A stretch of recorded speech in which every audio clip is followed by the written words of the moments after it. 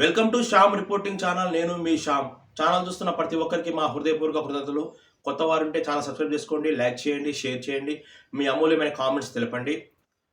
ప్రతి ఎపిసోడ్లోనూ కొత్త కొత్త అంశాలు అందించేందుకు ప్రయత్నిస్తున్నాం శ్యామ్ రిపోర్టింగ్ ఛానల్. ఈ ఎపిసోడ్లో మానవ నిర్మిత ఆధునిక దేవాలయానికి 69 వసంతాలు పూర్తి చేసుకొని 70వ వసంతంలోకి అడుగుడుతున్న సందర్భంగా నాగార్జున సాగర్ డ్యామ్ యొక్క విశేషాలను తెలుసుకునే ప్రయత్నం చేద్దాం. ఈ ఎపిసోడ్ చూస్తున్న ప్రతి ఒక్కరూ మొదటి నుంచి చివరి వరకు చూడండి, చాలా ఇంట్రెస్టింగ్గా ఉంటుంది. ఈ ఎపిసోడ్ చివరిలో నాగార్జున సాగర్ డ్యామ్ నిర్మాణంలో జరిగిన అలనాటి చిత్రాలు మీ ముందుకు తీసుకొచ్చే ప్రయత్నం చేస్తుంది శ్యామ్ రిపోర్టింగ్ ఛానల్. చూస్తూనే ఉండండి శ్యామ్ రిపోర్టింగ్ ఛానల్. అతిపెద్ద మానవ నిర్మిత ఆనకట్ట మన నాగార్జున సాగర్ డ్యామ్. భారతీయ ఇంజనీర్ల స్వయం సాంకేతిక పరిజ్ఞానానికి, ప్రతిభా మేధా సంపత్తికి నిదర్శనం. భావితరాలకు ఆదర్శంగా నిలిచింది మన నాగార్జున సాగర్ డ్యామ్. భారత తొలి ప్రధాని పండిత్ జవహర్లాల్ నెహ్రూ 1955 డిసెంబర్ 10వ తేదీన నాగార్జున సాగర్ డ్యామ్కు శంకుస్థాపన చేశారు. ఈ సందర్భంగా జవహర్లాల్ నెహ్రూ మాట్లాడుతూ ఆధునిక దేవాలయంగా నాగార్జున సాగర్ డ్యామ్ను అభివర్ణించారు. 2 తెలుగు రాష్ట్రాల్లో లక్షల ఎకరాలకు సాగునీరు, త్రాగునీరు, వేల గ్రామాలకు విద్యుత్ శక్తి అందిస్తున్న నాగార్జున సాగర్ డ్యామ్ యొక్క విశేషాలను తెలుసుకునే ప్రయత్నం చేద్దాం. ఆధునిక దేవాలయం మన నాగార్జున సాగర్.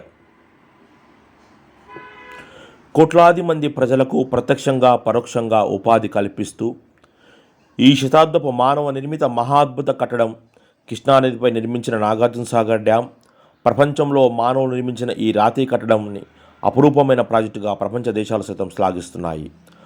1955 డిసెంబర్ 10 అప్పటి ప్రధాని పండిత్ జవహర్లాల్ నెహ్రూ ఈ ప్రాజెక్టు నిర్మాణాన్ని శంకుస్థాపన చేశారు.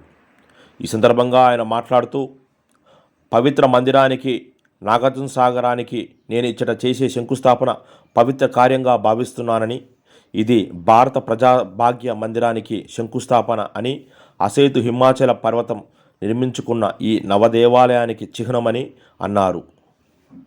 ప్రాజెక్టు నిర్మాణానికి 45,000 మంది కార్మికులు 12 సంవత్సరాల పాటు శ్రమించారు. ప్రాజెక్టు నిర్మాణం కోసం 5 కోట్ల మంది కార్మికులు శ్రమించి ఉండవచ్చని భావిస్తున్నారు.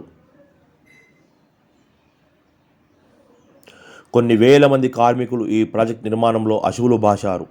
వారి ప్రాణ త్యాగ ఫలితంగా 23 లక్షల ఎకరాలకు సాగునీరు, వేల గ్రామాలకు త్రాగునీరు సౌకర్యం, వేలాది గ్రామాలకు, పరిశ్రమలకు విద్యుత్ సౌకర్యము అందుతుంది.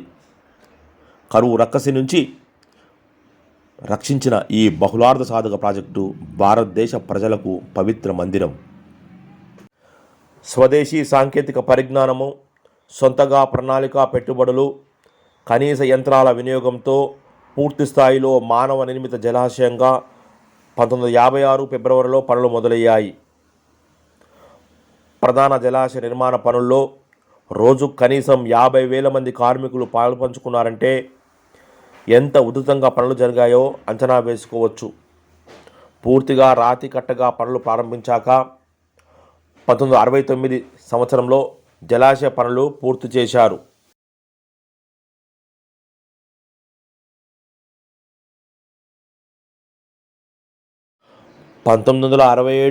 అప్పటి ప్రధాని ఉక్కు మహిళ ఇందిరాగాంధీ నాగార్జున సాగర్ కాలువలకు నీటిని విడుదల చేశారు. 1974లో నాగార్జున సాగర్ జలాశయానికి గేట్లు అమర్చడంతో పూర్తి స్థాయిలో నీటిని నిల్వ చేయడం అప్పటి నుండి సాధ్యమైంది. 408 శతకోటి ఘనపటడుగుల నీటి నిల్వ సామర్థ్యంతో 124.66 మీటర్ల ఎత్తు, 97.5 మీటర్ల వెడల్పుతో 26 క్రస్ట్ గేట్లను ఏర్పాటు చేశారు నాగార్జున సాగర్ డ్యామ్కు. అతిపెద్ద మట్టి రాతి కట్ట ఆనకట్టగా ప్రపంచంలోనే ప్రసిద్ధి చెందింది మన నాగార్జున సాగర్ డ్యామ్.